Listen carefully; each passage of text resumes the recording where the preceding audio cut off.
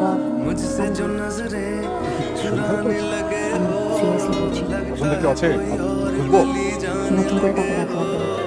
তুমি শুধু ওর সাথে কথা বলো। ওটা আমি ভেরি অনেস্ট আমার জন্য আমার এই বিষয়টা অনেক মূল্য আছে। আমার মেয়ে সায়রা জিদ্দি একটু রাগী তোমাকে আমি ম্যানেজার থেকে মেয়ের জামাইটা তুমি আমার মেয়ের সায়রার সঙ্গে তোমার ম্যাডাম আর একজন ম্যানেজার কখন আসছে তুমি যাওয়া উচিত।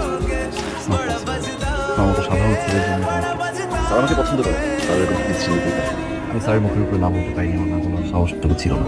আপনি যদি একটু কাইন্ডলি স্যারকে বলতে আমাকে আপনার পছন্দ না, তাহলে ভালো হতো।